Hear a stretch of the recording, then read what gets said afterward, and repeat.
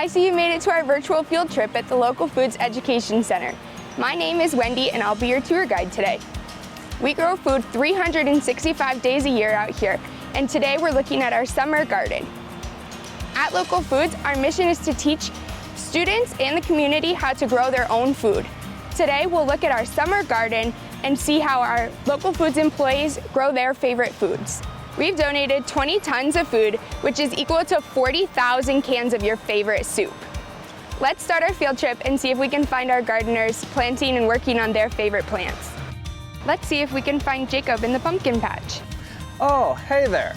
Today I'm working with pumpkins.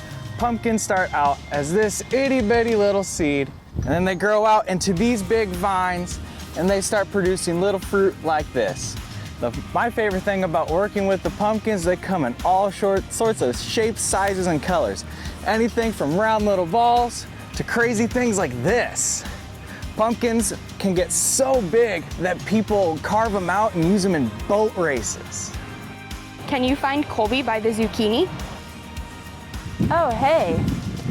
Here today we're going to be talking about zucchinis. Zucchinis came in America in about the 1920s. From seed to harvest, it takes about 57 days to grow a zucchini.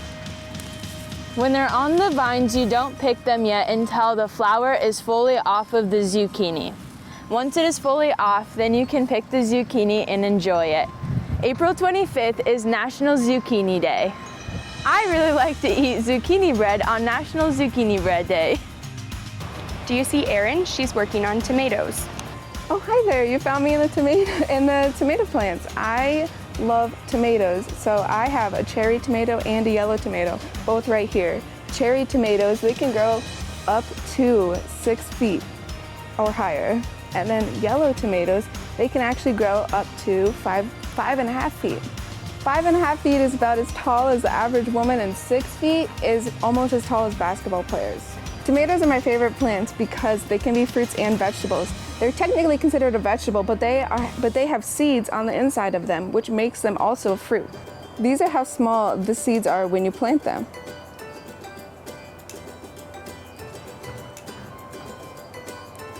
In just a few weeks, these seeds will turn into these vegetables. Megan should be in the high tunnel too, working on peppers. Hi kids! Today I'm here with my pepper plants. They're my favorite, and they're my favorite because they have lots of vitamins. They have vitamin A, B, and C, and they're also really yummy. So to start out with these plants, we plant a seed that looks like this. We put it in the soil and we water it every day until it gets to this size, and then it produces flowers. And the flowers then produce little baby peppers. And then the peppers get bigger and bigger until they are this size. We are then able to pick them and wash them and take a bite out of them.